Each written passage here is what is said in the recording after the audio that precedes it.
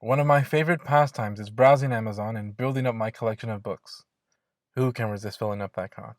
I grew up in the time of Tai Lopez Knowledge. and Tyrion Lannister. And a mind needs books like a sword needs a whetstone. That's why I read so much Jon Snow. These influences brought me back to books after years of disregard. An excitement to dwell within the pages was reinvigorated. I got 12 rules, some nonfiction, and some light economics. I was back in. Sometime last year, my father suggested we watch a conversation on Dave Rubin's show with Ravi Zacharias. He said he was really good. And who was I to argue with his suggestion? A couple of things that you've referenced here have sound very in line with the Constitution of the United States and the Declaration of the United States, that we have God-given rights, and yet at the same time, these were the men who were guaranteeing your freedom from religion. That's very much in line with what you're talking about, actually. Well, the freedom of religion, and when you take that very statement, that we hold these truths to be self-evident. What do we mean by that? There are no self-evident truths anymore in our postmodern mindset. Postmodernity ultimately does away with truth, meaning, and certainty. So what do we talk about as self-evident? And then what are the self-evident truths? That we are endowed by our Creator with these unalienable rights of life, liberty, and the pursuit of happiness. Here's what I want to say, David. No other worldview would have generated a statement like that except the Judeo-Christian worldview. I was hooked. What makes truth true? I had to dive deeper and conceptualize my thoughts. I searched for his best work and added it to my cart. I carried this everywhere for the better part of a week.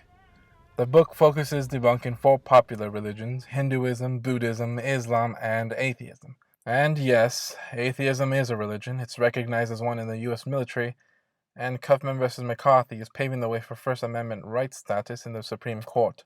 I went in thinking this was going to go in detail about the absurd aspects of each belief, in the likeliness of a provocateur. That's not the case here. It's done with compelling insight and passionate conviction. He considers every worldview and unpacks how radically different the Judeo-Christian belief differs from others. The author brilliantly spends the majority of the volume focusing and building up the case for Jesus, addressing other religions sporadically.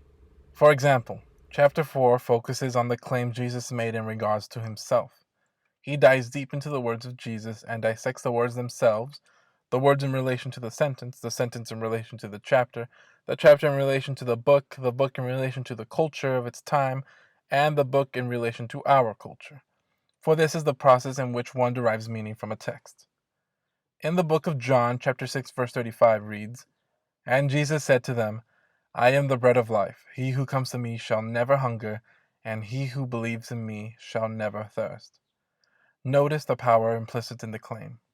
This idea is unique in comparison to other religions, where the teacher is distinct from the teaching. Mohammed to the Quran, Buddha to the Noble Path, Krishna to his philosophizing, and Zoroaster to his ethics. They are teachers who point to their teachings or show some particular instruction or way of living. It is not the Zoroaster to whom you turn, it's the Zoroaster you listen to. It is not the Buddha that delivers you, it is his noble path that instructs you. It is not Mohammed that transforms you, it is the Quran that cultivates you. By contrast, Jesus did not only teach or explain his message, he was identical with his message. He did not just proclaim the truth, he said, I am the truth. He did not just show the way, he said, I am the way.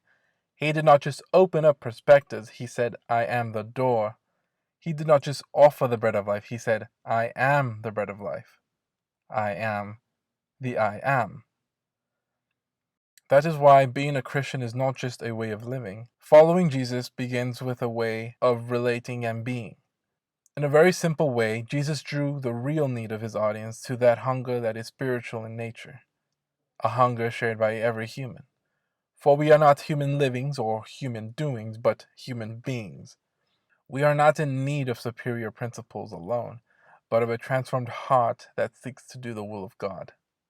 Jesus doesn't speak of physical bread that sustains temporarily. He is the bread of life that eternally sustains, and he does it like no one else has ever done. There is nothing in any other religion that comes close to this profound teaching. In each chapter, Zacharias considers a unique claim that Jesus made and then contrasts the truth of Jesus with that of the founders of other religions, and does not bother to engage with laughable beliefs such as Scientology, astrology, and whatever the hell Gwyneth Paltrow is doing. His personal relationship with Jesus isn't discussed here. This is purely an informative overview with Tier 3 academic terminology. This won't be your typical read.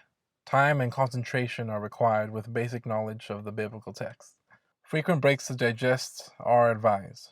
There is a youth edition for those of you that are on the lower end of the spectrum. I'm satisfied with the time I've spent. It's the excitement you get when you finally understand calculus and walk out of class feeling like you can do anything. Complex ideas become obvious once you understand them. This work holds a special place in my collection, and I plan to revisit it again soon.